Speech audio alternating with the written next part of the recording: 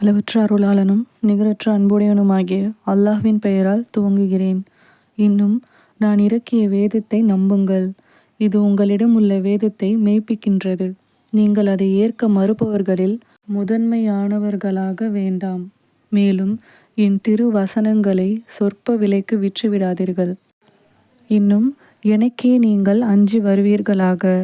நீங்கள் அறிந்து கொண்டே உண்மையை பொய்யுடன் கலக்காதீர்கள்.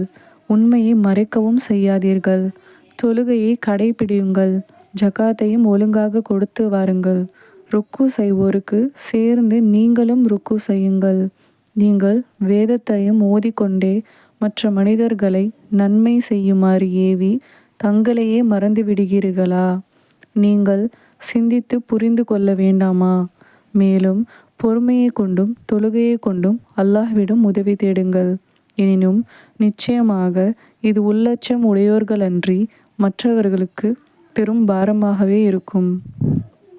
உள்ளச்சமுடைய அவர்கள்தாம் திடமாக தாம் தங்கள் இறைவனை சந்திப்போம், நிச்சயமாக அவனிடமே நாம் திரும்பி செல்வோம் என்பதை உறுதியாக கருத்தில் கொண்டோர் ஆவர். இஸ்ராயேல் மக்களே, முன்னர் நான் உங்களுக்கு அளித்த என்னுடைய அருட்கொடையையும் உலகோர் யாவரையும் விட உங்களை மேன்மைப்படுத்தினேன் என்பதையும் நினைவு கூறுங்கள். இன்னும் ஓர் ஆத்மா மற்றொரு ஆத்மாவிற்கு சிறிதும் பயன்பட முடியாத அந்த ஒரு நாளை நீங்கள் அஞ்சி நடப்பீர்களாக. அந்த நாளில் எந்த பரிந்துரையும் அதற்காக ஏற்று கொள்ளப்பட மாட்டாது. அதற்காக எந்த பதிலீடும் பெற்று கொள்ளப்பட மாட்டாது. அன்றியும் பாவம் செய்த அவர்கள் உதவி செய்யப்படவும் மாட்டார்கள்.